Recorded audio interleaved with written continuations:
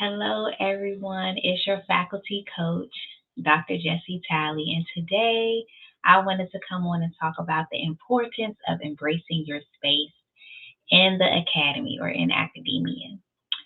And so, when I think about that, there's so many people doing so many different things in terms of the way they do research, the way that they teach, and things of that nature. And sometimes, even within our departments, there's several faculty members, several things going on, and we want to determine kind of where do we fit in the space sometimes, depending on what we're doing. And so, I wanted to talk about four things to help you kind of think about or frame how you basically embrace like your own spot and you kind of create your own lane, if you will, that you focus on. And so let's get into it. So, number one, what you want to do is to develop a tenure plan.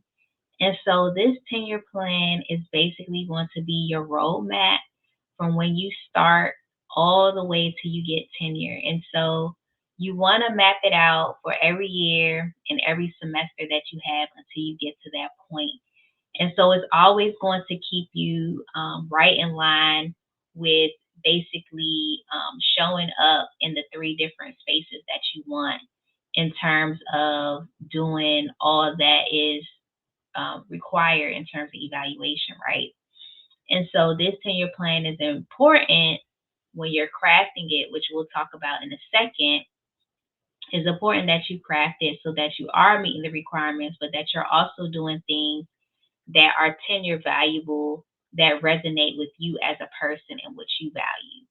And so you'll hear me talk about that a lot in terms of what you value because what you value tends to help drive you to do things more passionately and kind of put your best foot forward versus something that you're forced to do. And so there are ways to try to determine as you're writing out that plan what you might want to be connected to in terms of university tasks that we have to do as professors that may be more aligned with what you're interested in or what you get passionate or joyful about in general. And so that segue into the second point, which is what does the academic experience look like for you? So, as you're creating this tenure plan, traditionally, you have to make sure that you're covering different activities that can fall under teaching, research, and service. However, you have some flexibility to determine how that looks for you, which is kind of what I was hinting to earlier, right? So you want to make sure that when you're looking at, okay, how do I want my academic experience to me be? What do I want to be known for? How do I want to shape and craft kind of like your brand, who you are, what you represent, and going back to again those core values that you have. How can you create a tenure plan and the academic experience that aligns with the requirements and your contribution to the university, but also that stands clear and shows up with those values that you have for yourself. And so you want to make sure that however that looks, that you kind of link that up with your tenure plan so that you're doing something that you enjoy doing. So number three is it's going to take you a little bit of time because if you're first coming in, you're going to be meeting all of the faculty members there in terms of when I say meet them, you met them in the interview process, but you don't really know them in terms of kind of how they operate on a day to day. You kind of just got a snapshot of them. And so now this is the time where you're going to meet them. You'll be in faculty meetings.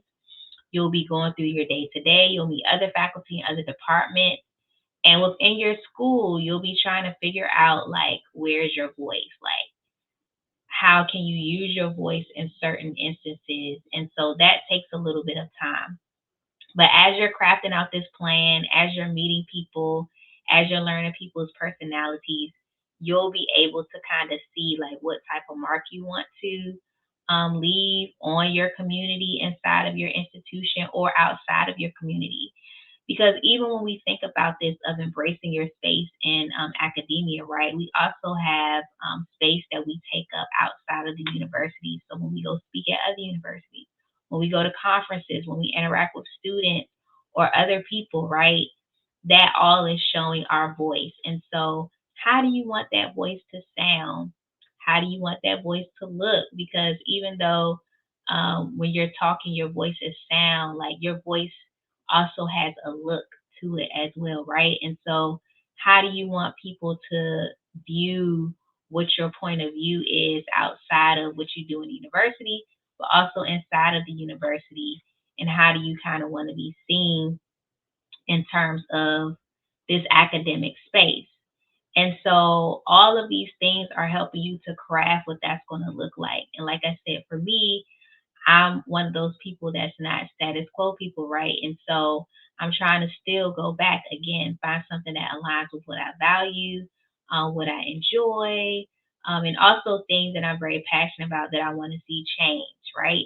And so all of this time that you take to kind of craft out and think about what do I really want this to look like outside of the traditional requirements, right? Because they'll always be there, but it's like, how can I craft what I do to fulfill these requirements that aligns with things that I enjoy again?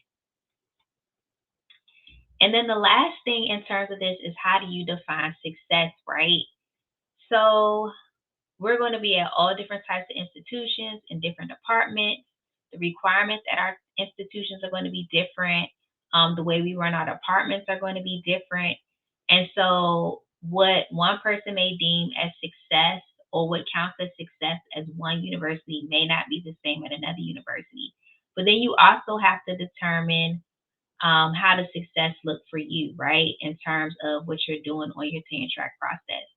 And so that can be kind of tricky because as you're looking at other people and you're seeing like their progress or their output, I want to say sometimes your output may not be the same, but the way that your output looks may be a little bit different than someone else. And it doesn't mean that you're doing, worse than someone else. It all goes back to, what's your lane?